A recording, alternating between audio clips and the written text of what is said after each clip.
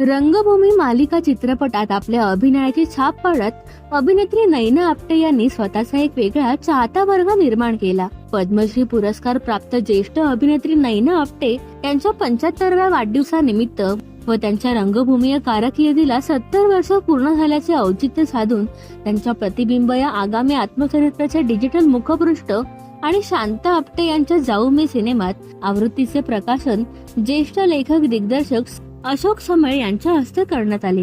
सवाई गंधर्व आणि संस्कृती सेवा न्यास यांच्या विद्यमाने मुलुंड येथील कालिदास नाट्य मंदिरात झालेल्या या कार्यक्रमास आनंद मस्वेकर, मकरंद कुंडले, मुकुंद मराठे, मंगला खाडीलकर, नैना आपटे यांचे पती विश्वेश जोशी आदी अनेक मान्यवर उपस्थित होते.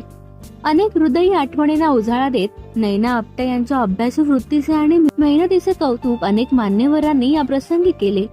रंगभूमी जगणाऱ्या कलावंत अशा शब्दात गौरव करत नैना आपटे यांच्याकडून आजच्या युवा पिढीने प्रेरणा घ्यायला हवी असे मतही अनेक उपस्थित मान्यवरांनी व्यक्त केले.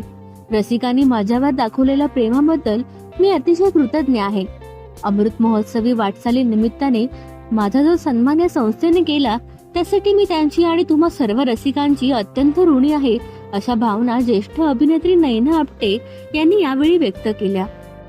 तर आकाश भडसाळ, प्रवीण कुमार भारती, अथर्व गोखले, स्वराली गर्गे यांनी नाट्य सादरीकरण केलं. नैना आपटे यांनी टिळक आगरकर यांनी त्यांच्या नाटकाचा नाट्यप्रवेश यावेळी सादर केला. तसेच सोहळ्याची सांगताही त्यांच्या गाण्याने झाली. संपूर्ण सोहळ्याचे अतिशय सुंदर निवेदन अमेय रानडे आणि तपस्या नवे यांनी केले.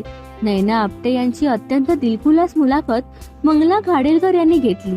या संपूर्ण कार्यक्रमाची मोठ कलाकार आणि निर्माता आकाश भडसाळे यांनी बांधली. अशा प्रकारे हा कार्यक्रम संपन्न झाला. तर तुम्हाला नैना आपटे आवडतात का? आम्हाला कमेंट मध्ये सांगा. आणि तुम्हाला आमचा व्हिडिओ आवडला असल्यास लाईक, शेअर आणि सबस्क्राईब करायला विसरू नका.